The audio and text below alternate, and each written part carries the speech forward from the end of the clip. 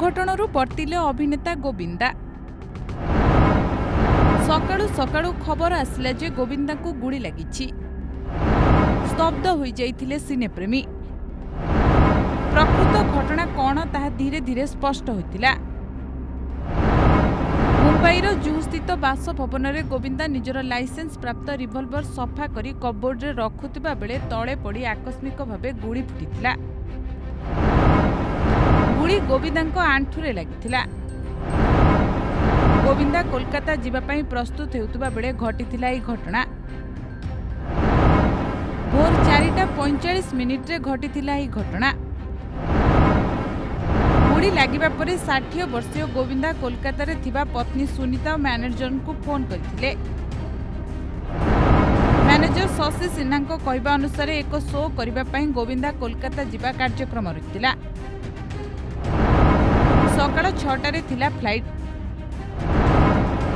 गोविंदा को आगरू से एयरपोर्ट रे पहुंची सारिथिले बोली मैनेजर शशि सिन्हा कहिसंती। घटना परे पुलिस पहुंची गोविंदा को तुरंत जुहू स्थित क्रिटिकेयर हॉस्पिटल नेथिला। डाक्टर गोविंदा को गोड़रू बुलेट बाहर करिसंती। गोविंदा को अवस्था स्थिर रहिछि बोली जणा पड़िबा परे आश्वस्त होइछंती अभिनेता लक्ष लक्ष प्रशंसक। आश्वस्त होइछि सिने जगत। 60 वर्षीय गोविंदा द्रुत आरोग्य कामना करिसंती तांकर असंख्य प्रशंसक। प्रशंसकों को कृतज्ञता जणाइले गोविंदा। निजर प्रिय अभिनेता को गुड़ी लागिथिबा खबर प्रचारित हेबा परे व्यस्त होई पड़िथिले प्रशंसक।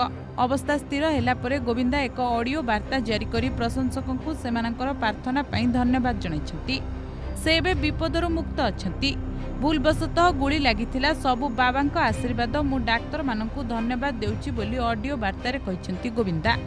आसंता 48 घंटा मध्यरे गोविंदा हॉस्पिटल रु डिस्चार्ज हेबे।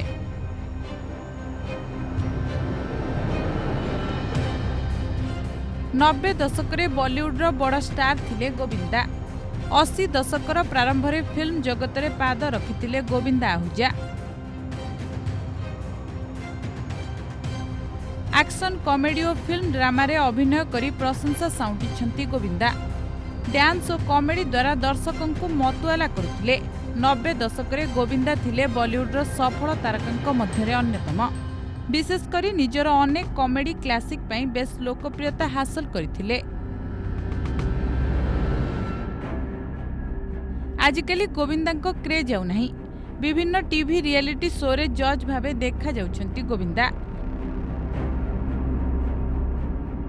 राजनीति रे भी भाग्य आपणाइछंती चिची नारे लोकप्रिय यही अभिनेता।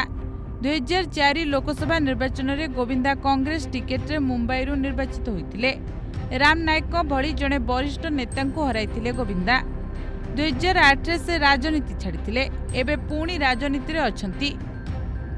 एबे पुणी राजनीति रे सक्रिय होइछंती। शिवसेना एकनाथ शिंदे गोष्ठीर सदस्य अछंती गोविंदा।